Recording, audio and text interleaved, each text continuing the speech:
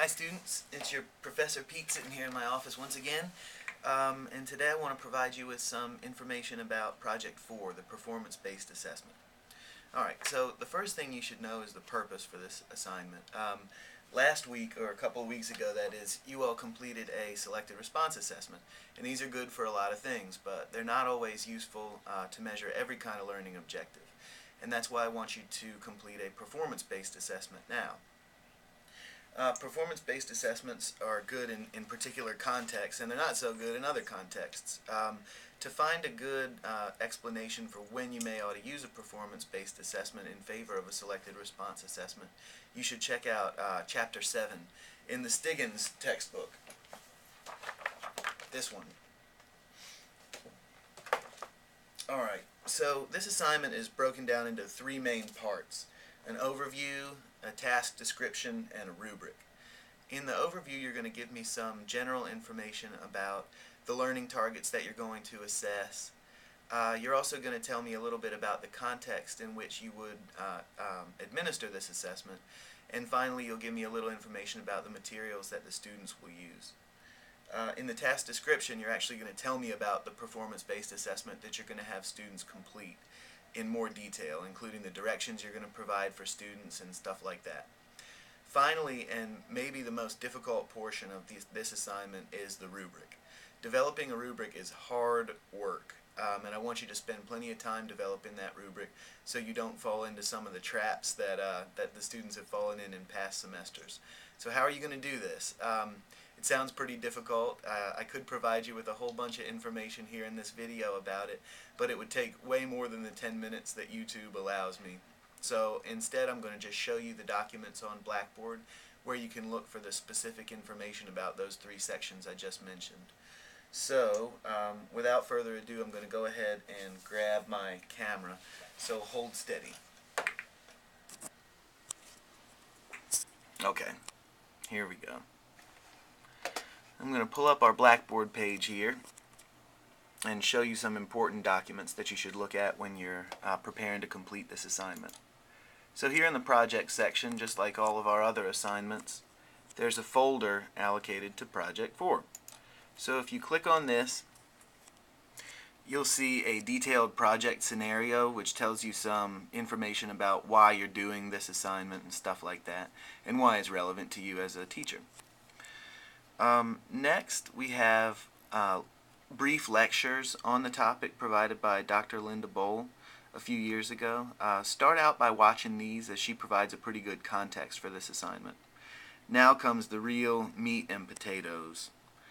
The rubric for this assignment, that is the document I'm going to use to evaluate you all's submissions, is right here.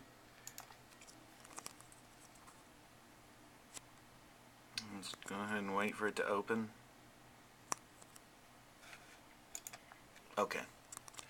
On this rubric, I've got a very long description of each of the things that I want you to focus on when you're completing this assignment, all the way from the purpose of the assessment to the types of learning targets, the scenario and context, the materials students will use, instructions to students, then the quality of the performance task, and that's broken down even further, and the writing. Now those two sections are worth 25 points total. Now down here I've got another 25-point section that measures the quality of your rubric. That is the tool that you're going to use to evaluate students' performance on the performance-based assessment that you devised. This section here is worth 25 points too. That's half the assignment. So you should infer from that that this is a really important section of the assignment that I want you to take special care on. Okay, so in addition to that rubric, I've also got a document here that provides you with a lot of extra guidance. Dr. Jennifer Kidd, another instructor, and I worked on this a couple of years ago, and it's a very thorough document that tells you in detail about some of those traps I mentioned before that other students had fallen into in the past. It's a pretty long document. There's enough information in here to fill up at least one 3-hour lecture. So as you're preparing your assignment, read through this document carefully and make sure that you understand all the stuff that I'm talking about. This will help you do exactly what I'm looking for and avoid some of those pitfalls. Okay. So, in addition to that, here in the resources folder, I've got a couple examples. I've got an excellent narrative sample here provided by a student in a previous semester. And that's the narrative. What I'm talking about there is the overview and the task description. In addition, I've got a sample rubric here from another student, and these are both excellent submissions. So if you review these as you're working on your own, you'll probably do pretty good.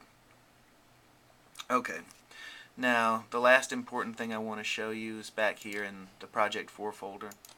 And it's all the way at the bottom, and it's the final submission link. So once you've completed the assignment, gotten your peer reviews from everyone in your group, you'll want to submit all those here. Alright, so now I'm going to set my camera back down and give you the timeline for the due dates.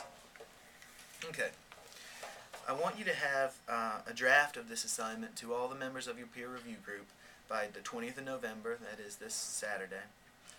And then you have a week to complete the peer reviews. Hooray! So I want those to be submitted back to your peer review group members by 27 November. And then the final submission of this assignment is due on the 4th of December.